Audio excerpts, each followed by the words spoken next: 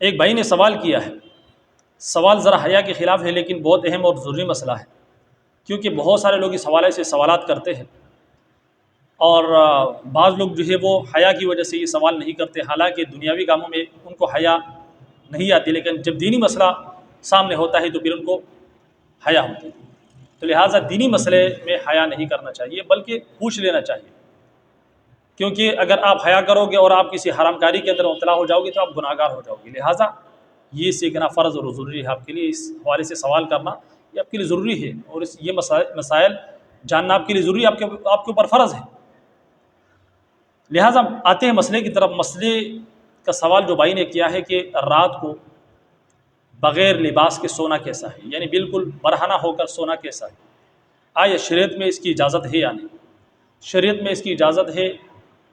یا اگر اجازت ہے تو کتنے حد تک؟ اگر اجازت نہیں ہے تو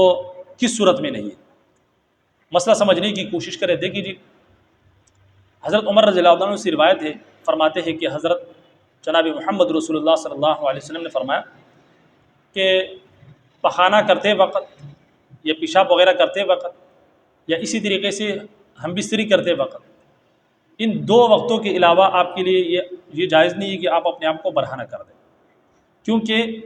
تمہارے ساتھ فرشتے لگے ہوتے ہیں، وہ فرشتے جو آپ کے اعمال لکھ رہے ہوتے ہیں، جس کو منکر نکیر کہا جاتا ہے، وہ فرشتے آپ کے ساتھ ہوتے ہیں۔ لہٰذا آپ کے لیے چاہیے کہ آپ ان فرشتوں سے حیا کریں اور آپ اپنے آپ کو برہنہ نہ رکھیں۔ صرف یہ دو صورتیں ہیں، مثال طور پر جب آپ پیشاب کرتے ہو، پخانہ وغیرہ، یا اسی طریقے سے آپ مثال طور پر نہاتے ہو، یہ بھی ایک مجبوری کی حالت ہے۔ اسی طریقے سے جب آپ ہم بستری وغیرہ کرتے ہیں اپنی بیوی کے ساتھ، تو یہ مجبوری کی حالت ہے، ان حالات میں آپ کے اعمال نہیں لے کے جاتے، لیکن جب اس کے علاوہ آپ ہوتے ہیں تو آپ کے اعمال لے کے جاتے ہیں اور یہ فرشتے آپ کے ساتھ موجود ہوتے ہیں۔ لہٰذا پھر ان صورتوں میں آپ کے لیے ضروری ہے کہ آپ اپنے صدر کو چھپائیں اور اپنے آپ کو برہنہ نہ کریں۔ جہاں تک اس مسئلے کا تعلق ہے کہ رات کو بہت سارے لوگ ایسے ہوتے ہیں جن کی عادت بنی ہوتی ہے کہ بغیر لباس کے وہ سوتے ہیں، ان کو نیند نہیں آتی، تو یاد رکھیے کہ اگر آپ نے بالکل بے لباس ہو کر سو گئے، یعنی آپ کے پاس کوئی کپڑا نہیں ہے، نہ آپ کے پاس کوئی قمیض ہے، نہ شلوار ہے، نہ کوئی چڈی وغیرہ ہے، یا آپ کے اوپر چادر وغیرہ بھی نہیں ہے، تو بالکل آپ برہنہ لیٹنا یہ بالکل صحیح نہیں ہے، ناجائز عمل ہے۔ البتہ اس صورت میں اگر آپ کے پاس چڈی وغیرہ ہے تو آپ پہن سکتے ہو، یا اس کے علاوہ شلوار پہننا، یا اسی طریقے سے اگر آپ کے پاس شلوار اور چڈی وغیرہ آپ نے نہیں پہنی تو اس صورت میں آپ اپنے اوپر چادر لے کر، یا اسی طریقے سے کوئی دیگر جو اوڑھنے کے لیے جو کمبل وغیرہ ہوتے ہیں، آپ اپنے اس کے ذریعے سے اپنے صدر کو چھپائے، تو اس صورت میں